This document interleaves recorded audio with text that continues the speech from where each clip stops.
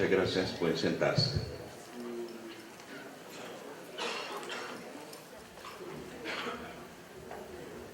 Este evento de Foro de Ética Parlamentaria, siendo transmitido a través de nuestra radio legislativa 88.1 FM, de igual forma en transmisión con nuestra televisión legislativa Canal 9.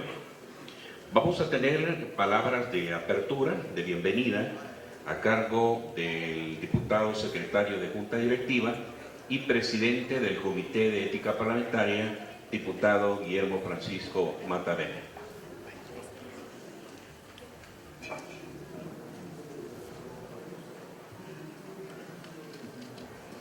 Muy buenos días para todas y para todos. Un saludo muy especial para el señor presidente de la Asamblea Legislativa, el señor Sigfrido Reyes. Un saludo para todos nuestros estimadas colegas y colegas, diputadas y diputados, asistentes a este foro. Quisiera también dar un saludo muy especial a mis compañeros miembros del Comité de Ética Parlamentaria, sin cuyo esfuerzo no hubiera sido posible el desarrollo de este foro.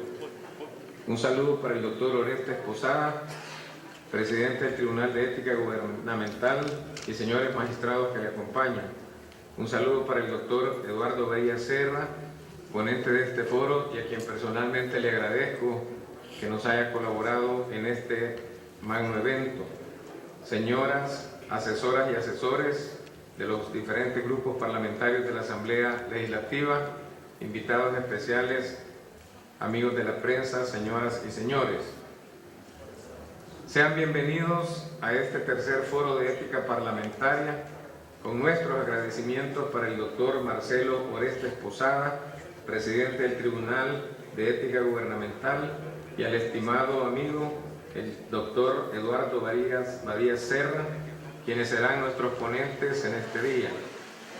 El foro tiene por objeto brindar a los parlamentarios lineamientos claros y útiles para el desarrollo de diversos componentes básicos para un régimen eficaz de ética y conducta, un régimen que corresponda al contexto político y cultural de nuestro entorno, al tiempo que observe las normas internacionales fundamentales.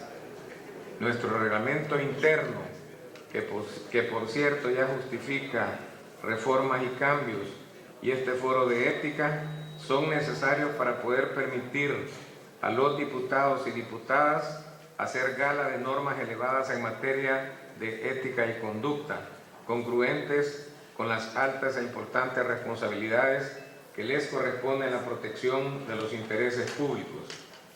Disuadir a los parlamentarios de incurrir en conductas tanto al interior como al exterior del Parlamento que contravengan la ética y sobre todo la moral, prevenir y combatir la corrupción, incrementar la confianza de los ciudadanos en su sistema político democrático en general y respecto del Congreso y de sus miembros en particular, la cual se ve afectada por la percepción ciudadana, por lo que la práctica y el conocimiento ético adquirido en este foro contribuirá a fortalecer la integridad de la institución y la imagen de los diputados y diputadas de nuestro Congreso.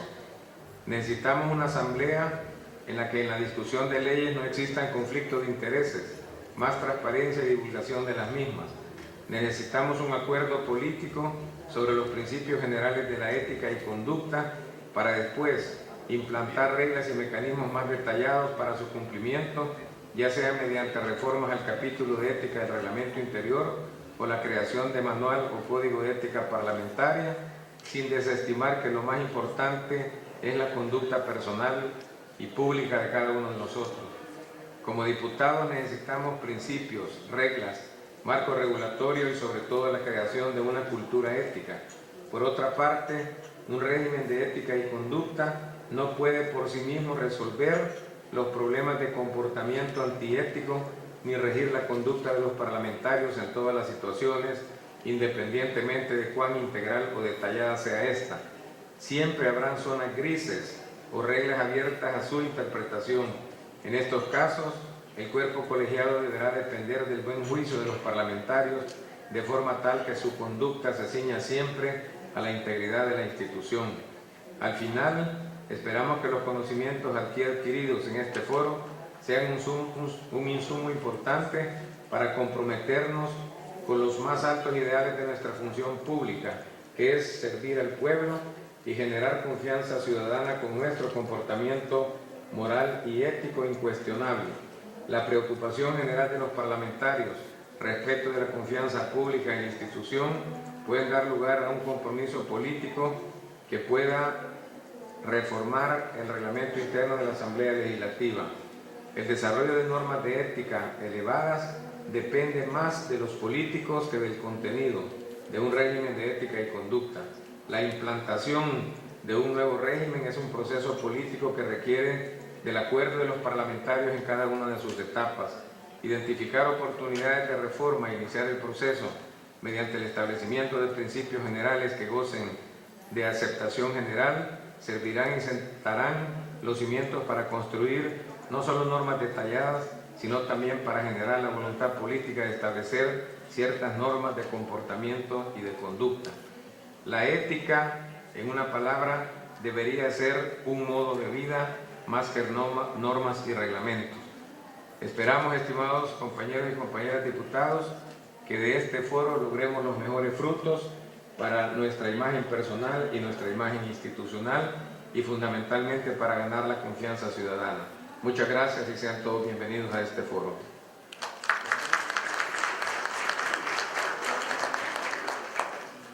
Bien, vamos a continuación a escuchar el mensaje de inauguración de este foro de ética parlamentaria a cargo del presidente de la Asamblea Legislativa, diputado Sigfrido Rey Forales.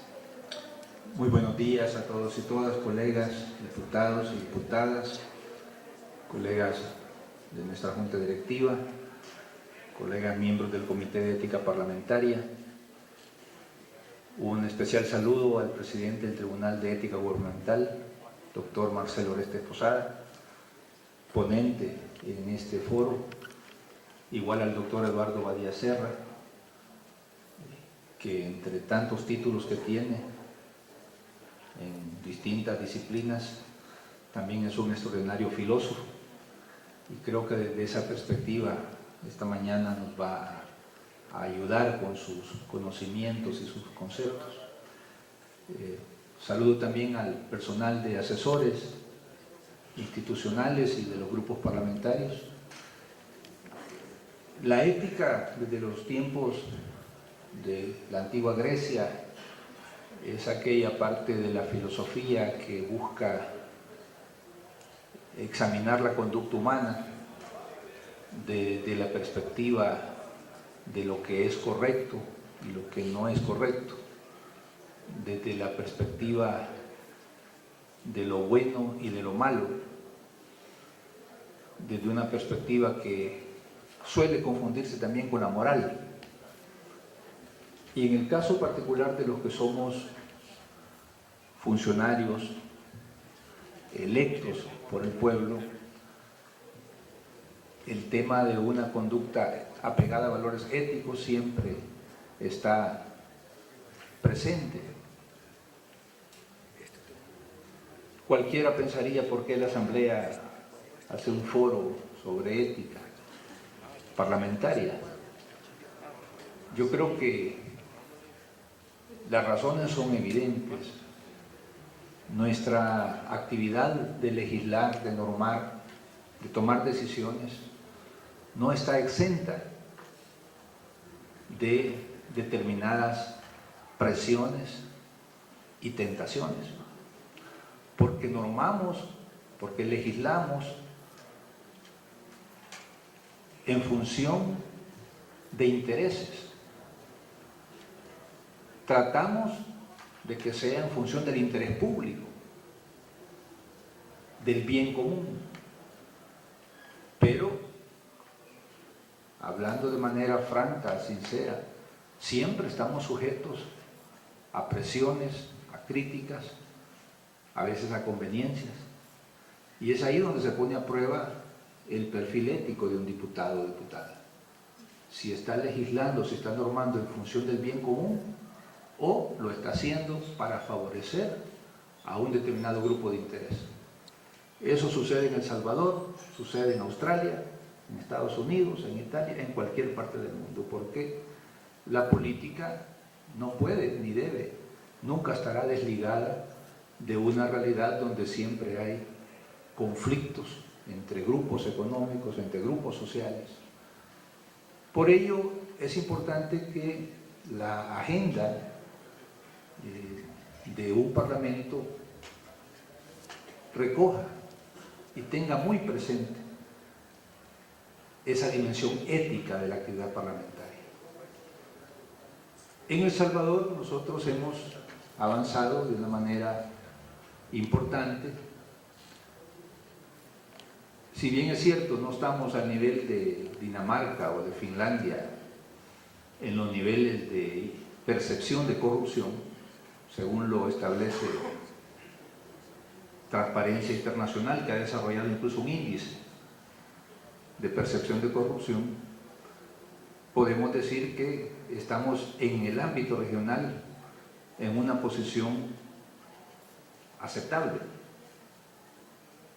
Pudiéramos estar mejor, debemos estar mejor, pero podemos decir con satisfacción que en términos globales El Salvador se ubica en un rango similar a Costa Rica.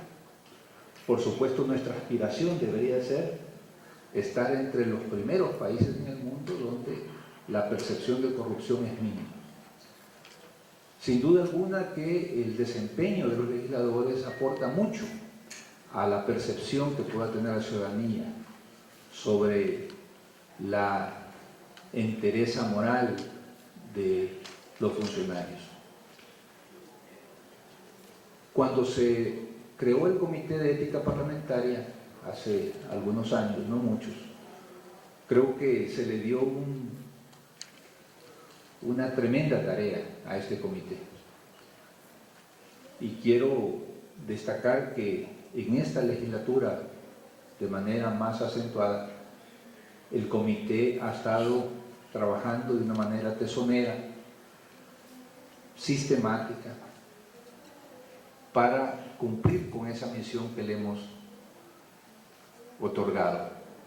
El Comité de Ética Parlamentaria no es un comité que se reúne ocasionalmente, es un comité permanente que cada semana sesiona, y no necesariamente porque tenga que ver un caso, sino porque está preocupado, más allá de los casos que pueden presentarse o no, de cultivar dentro de nuestra Asamblea Legislativa una cultura parlamentaria apegada a valores éticos.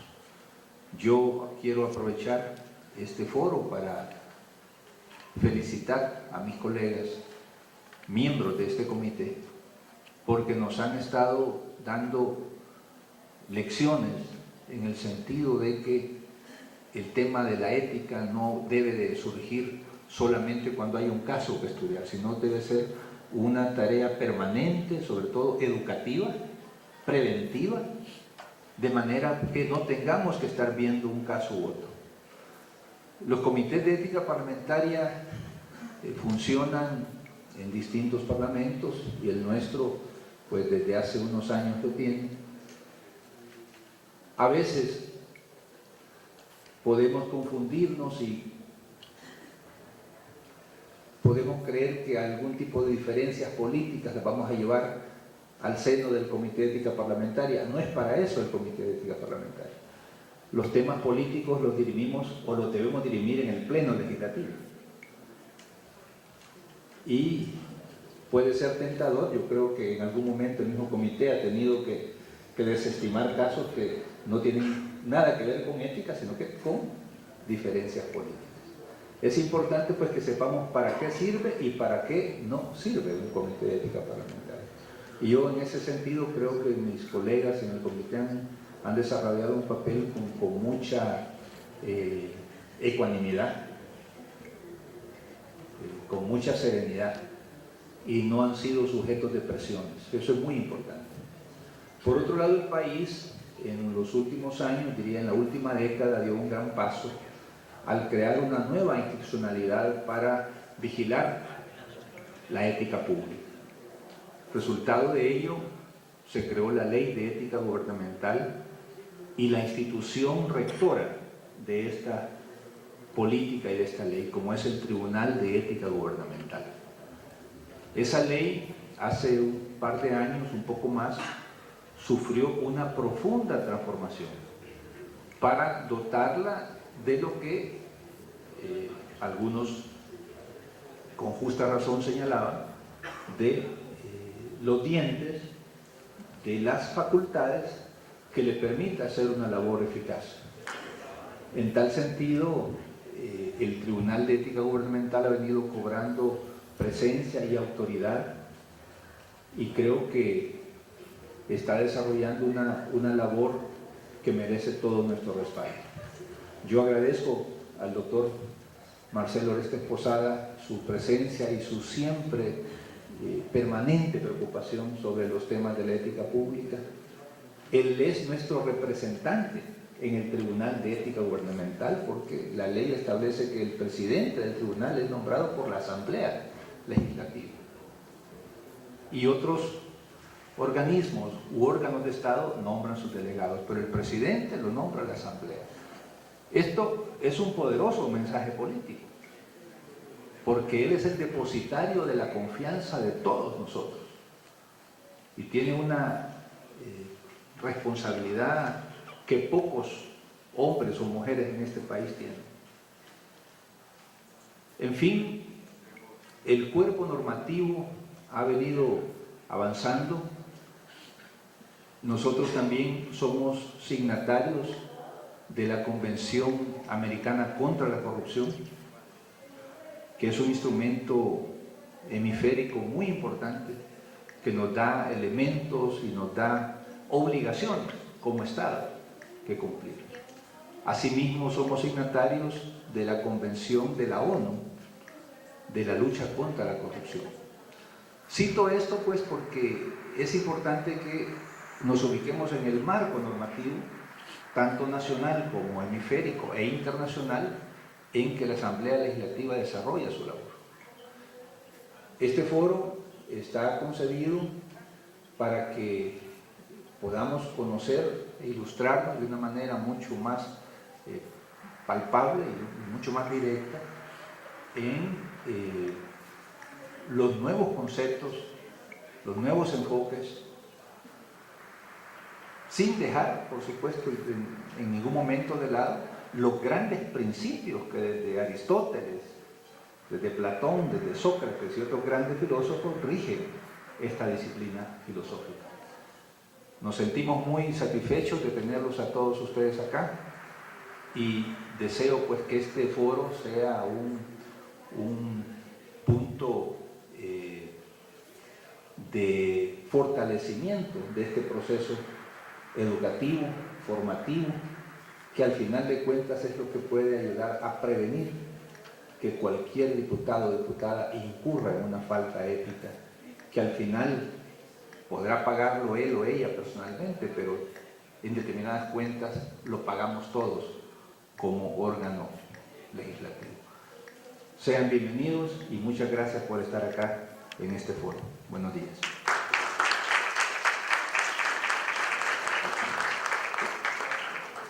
Bien, vamos a entrar ya en materia con nuestros ponentes. Lo vamos a tener en dos partes. Nuestra primera ponencia, la sección de preguntas y respuestas. Vamos a hacer un espacio para compartir un break y de ahí vamos a regresar con nuestra segunda ponencia y preguntas y respuestas. Voy a pedir que en nuestra mesa quede únicamente nuestra moderadora, la diputada Berta Mercedes Avilete Rodríguez, y nuestro primer ponente, que es el doctor Eduardo Badía Serra, y el resto de los diputados, por favor, presidente de la comisión, diputados, diputadas, por favor, ahí tenemos espacio reservado para ustedes.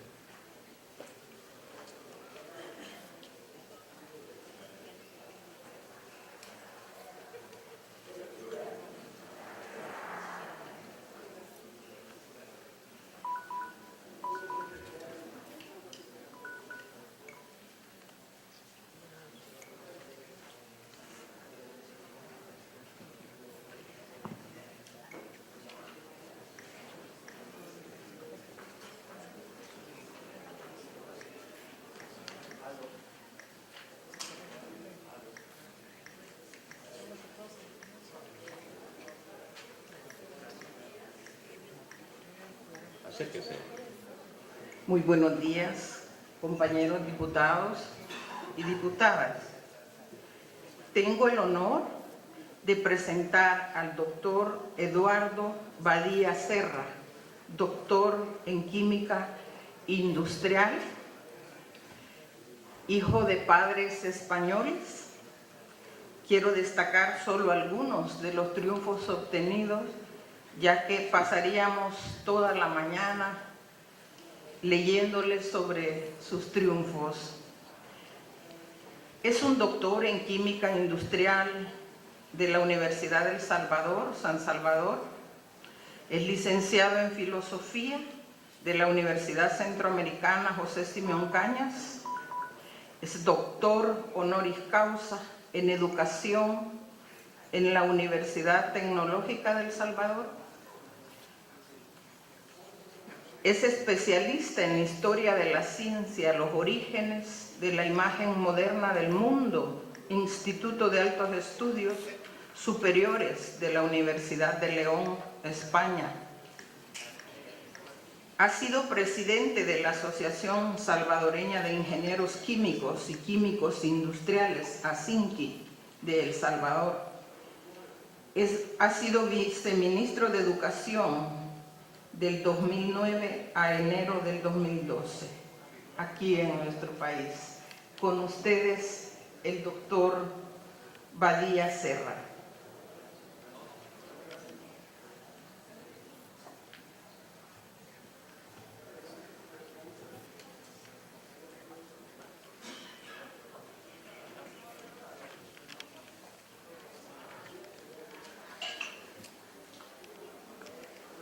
Muy buenos días a todos, señor presidente de la Asamblea Legislativa, señor presidente de la Comisión de Ética Gubernamental, estimado amigo el doctor Marcelo Orestes Posada, viejo amigo de la Universidad de El Salvador, amigos todos.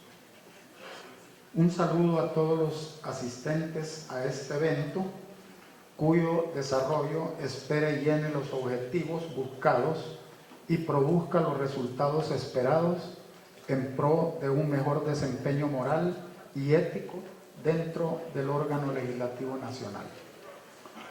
Me invita el órgano legislativo a hablar sobre axiología en el Parlamento, invitación que agradezco a pesar de reconocer la delicadeza del tema en este momento. Trataré de enfocar mi exposición en el tema que se me ha sugerido, haciendo previamente una distinción que creo permitirá aclararlo. Hablar sobre axiología no es hablar sobre valores. La axiología, por cierto, una rama muy recientemente desgajada del árbol unitario de la filosofía, es la teoría sobre los valores, pero no es los valores. La teoría axiológica, el estudio de los valores, no necesariamente al menos puede confundirse con los valores.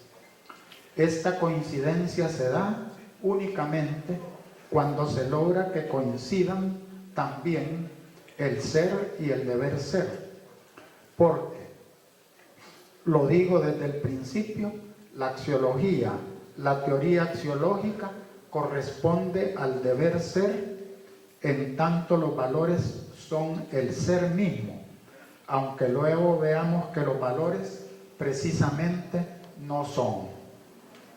Esto es, la axiología es la teoría de los valores, pero los valores se dan no en la teoría, sino en la práctica misma. Puede pues haber discurso axiológico, pero no pueden reducirse los valores al discurso. Dicho esto, intento mi exposición. Decía el doctor Reinaldo Galindo Pol, renombrado jurista salvadoreño, que los valores son la cultura. Y siendo que la cultura es un nudo proyecto de la historia, los valores son entonces producto de la historia. Esto es, del hacer concreto de los hombres viviendo en sociedad. No son los valores una norma que rige, un principio que orienta, una ley que restringe. Son, así, sin más, simplemente la expresión del comportamiento de las personas. Como indica la teoría axiológica, los valores no son, sino que valen. No son entes, son valentes. Y porque son valentes, son. Es decir, solo son porque valen. Y valen porque están indisolublemente religados a la vida y a la existencia. Por ello, los valores no son sujetos de una ética formal, que es la ética propia de Kant y de Aranguren, racional esta, a priorística, lógica, a la que corresponde la estructura moral, sino lo son de una ética concreta, de una ética material, la ética de Scheller. No son los valores los que definen y desarrollan la estructura moral, sino los que definen y estructuran el contenido moral, los contenidos morales. Es pues la ética material, la ética de los valores. Como sabemos, la ética formal justifica teóricamente a la ética material. Es una especie de teoría axiológica, o más bien teoría moral. Pero es la ética material la que comprueba empíricamente a la ética formal. Esos son los valores, vivencias, actos, comportamiento, contenido.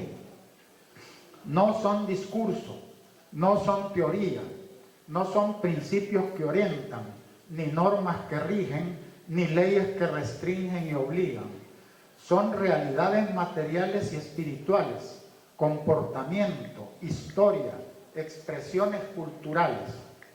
Los valores, pues, para el doctor Galindo Pol, y compartiendo su visión, que es una visión axiológica aceptada universalmente, son vida humana. La historia los confirma y forma una concepción sobre ellos. Justicia, bien, belleza, etc., son producto cultural, obra no de un individuo, sino de una sociedad, concepción colectiva. Son, agrego yo, producto de los pueblos concretos viviendo y existiendo en sociedad. La práctica de los valores se encuentra entonces condicionada al hombre y al ambiente en que éste actúa. El hombre condiciona y construye sus valores desde su propio y particular círculo funcional. La historia, la cultura, el código simbólico y el marco concreto de sus necesidades hacen que en ellos se busquen los valores correspondientes y le condicionan entonces un marco axiológico específico y propio. Pero también el ambiente en el que el hombre actúa, no solo el natural, sino aquel provocado por el tejido de relaciones que originan lo social, lo económico, lo político, lo sitúa dentro de un esquema fijo que condiciona su marco axiológico. Esto es importante para comprender que no se puede provocar una buena práctica de los valores desde el libro o desde la teoría.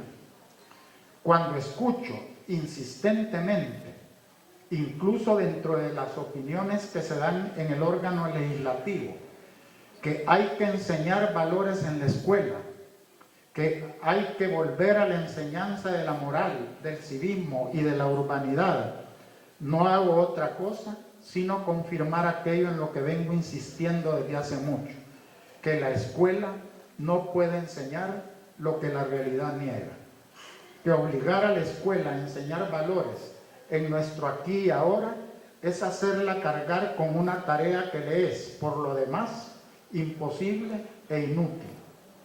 ¿Cómo un maestro va a hablar a un alumno del amor, de la solidaridad, de la justicia, del no a la corrupción y a las conductas inadecuadas, si al salir a la realidad, justo a la calle misma e incluso al mismo hogar, el discípulo se encuentra con que lo que le está verdaderamente mostrando es lo contrario, es el desamor, la injusticia, la individualidad, la corrupción, el robo, el boato, el mal uso de los recursos, etc.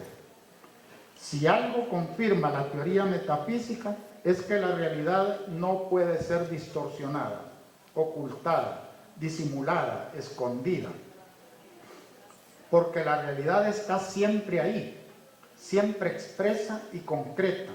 No hay discurso que la distorsione ni acción que la niegue. Es ella en ella misma, es nuda, es expresa y sabiamente la historia. Los autores hablan de la moral desde diferentes enfoques, pero siempre al final se llega al mismo lugar común. La ética es el principio, la norma, la ley. La moral es el acto, es la acción, es la vivencia. Decía Bergson, por ejemplo, Henri Bergson, el gran filósofo francés de bella escritura, cuya filosofía fue una especie de revalidación mística, que la moral tiene su origen en la vida, en un principio vital, en un primer orden, en algo infraintelectual, previo a la razón, pero que luego este primer principio debe ser superado por lo supraintelectual, con aquella razón como mediadora. El hombre salvadoreño, producto de su propia mística y de su propio ambiente, aquí y ahora, ¿qué tipo de moral practica? ¿Se encuentra aún en ese primer orden infraintelectual, irracional, o lo ha superado ya? Es bueno hacerse la pregunta porque el solo hacerla obliga a una respuesta que no podemos desvirtuar por más enredos mentales que nos inventemos para tratar de engañarnos a nosotros mismos o engañar a la colectividad. ¿Actúa el salvadoreño bajo el principio de la presión, de la coacción social, o lo hace bajo el influjo de la preacción? En otras palabras, ¿actúa el salvadoreño bajo el influjo de una moral cerrada o de una moral abierta? ¿O acaso hemos superado ya ambos estadios y nos encontramos ante un tipo de moral más elevada, la de los vitales creativos, cuyo hábito y cuya inspiración es alcanzar una fraternidad universal, producto de una moral abierta y dinámica, cuya fuerza impulsora es la razón? Yo me atrevería, sin negarlo un minuto, que estamos ante un estadio de moral cerrada, infraintelectual, cuya visión perturba cada vez más el orden del espíritu y se refugia en el más absurdo y severo individualismo procaz. Enrique Dussel apelaba a la práctica y no al pensamiento.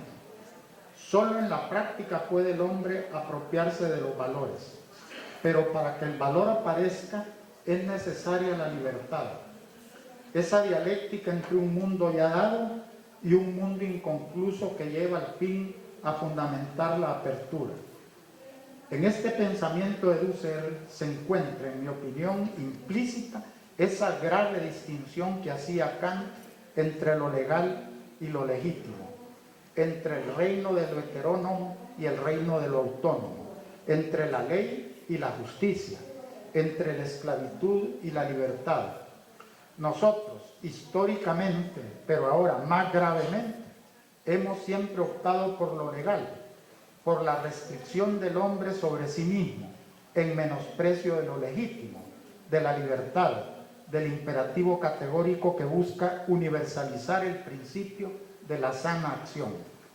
En nuestro país, e insisto, ahora más que nunca, ha prevalecido el interés de la falsa política sobre el bien común, valor este el más respetable, según otro axiólogo salvadoreño, el doctor Roberto Lara Velado. La corrupción, ¿en quién se esconde? ¿Quién la protege? ¿Quién la resguarda?